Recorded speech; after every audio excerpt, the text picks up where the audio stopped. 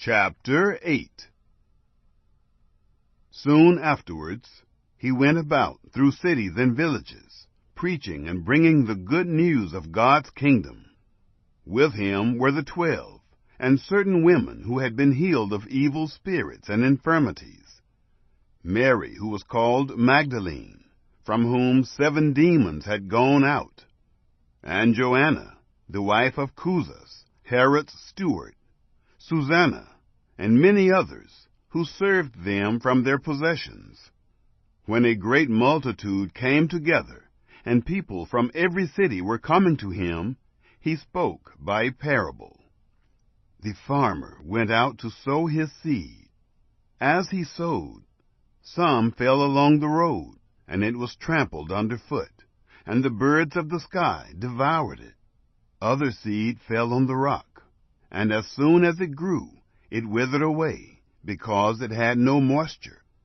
Other fell amid the thorns, and the thorns grew with it, and choked it.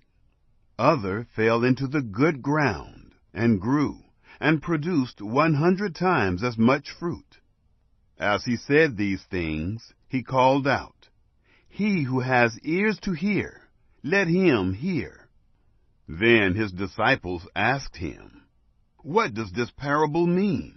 He said, "To you it is given to know the mysteries of God's kingdom, but to the rest in parables, that, seeing, they may not see, and hearing, they may not understand.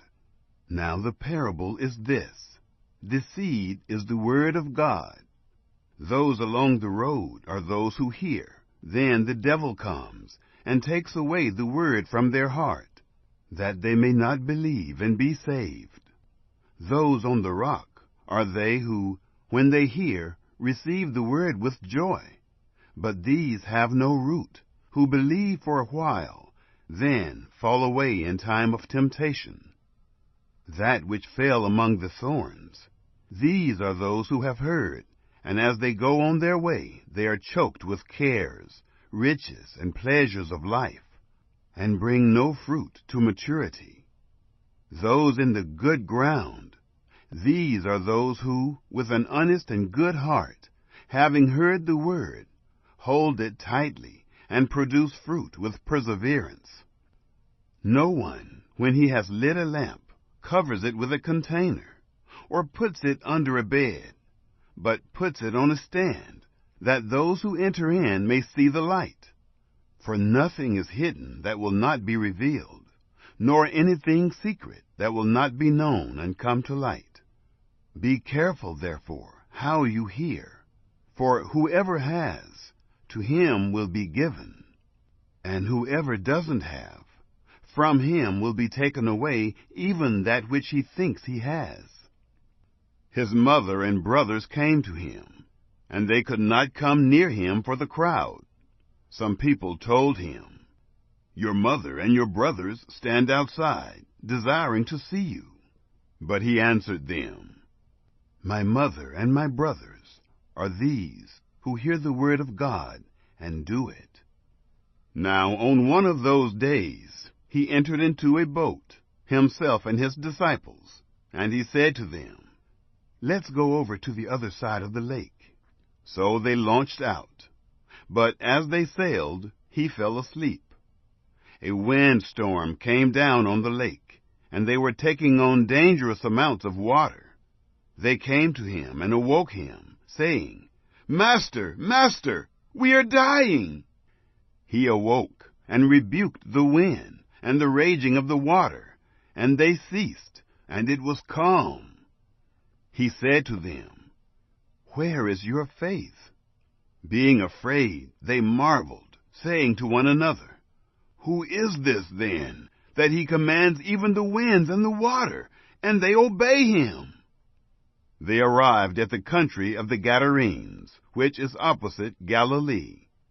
When Jesus stepped ashore, a certain man out of the city, who had demons for a long time, met him. He wore no clothes, and didn't live in a house, but in the tombs. When he saw Jesus, he cried out and fell down before him, and with a loud voice said, What do I have to do with you, Jesus, you Son of the Most High God? I beg you, don't torment me." For Jesus was commanding the unclean spirit to come out of the man.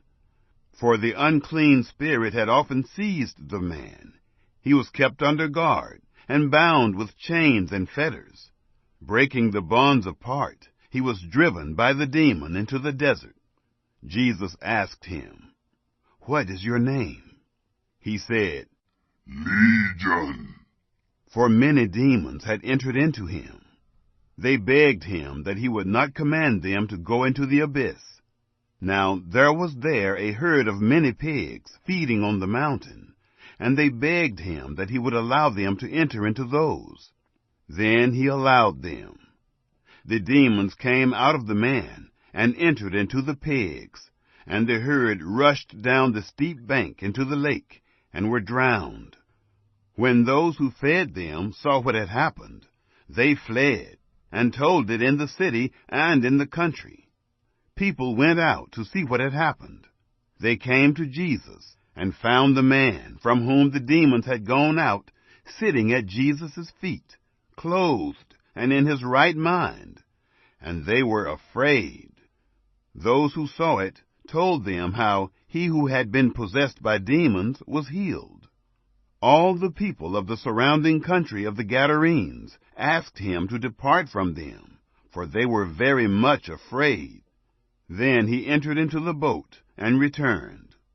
But the man from whom the demons had gone out begged him that he might go with him. But Jesus sent him away, saying, "Return to your house and declare what great things God has done for you." He went his way, proclaiming throughout the whole city what great things Jesus had done for him. When Jesus returned, the multitude welcomed him, for they were all waiting for him. Behold, a man named Jairus came. He was a ruler of the synagogue.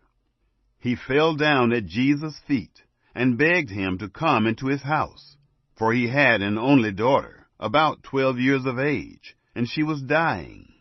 But as he went, the multitudes pressed against him.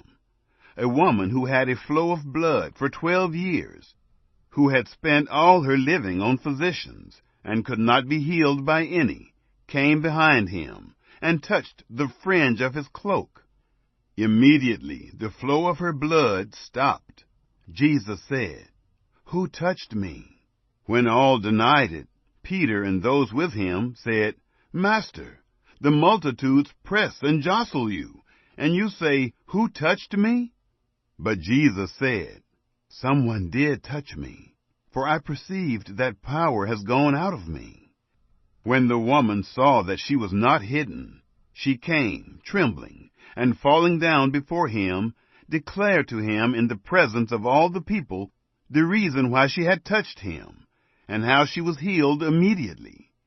He said to her, "Daughter, cheer up. Your faith has made you well. Go in peace."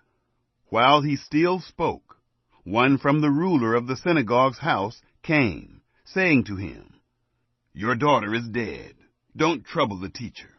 But Jesus, hearing it, answered him, "Don't be afraid. Only believe, and she will be healed." When he came to the house, he didn't allow anyone to enter in except Peter, John, James, the father of the child, and her mother.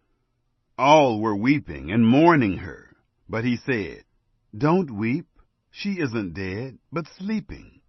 They were ridiculing him, knowing that she was dead. But he put them all outside, and taking her by the hand, he called, saying, "Child, arise." Her spirit returned, and she rose up immediately. He commanded that something be given to her to eat. Her parents were amazed, but he commanded them to tell no one what had been done.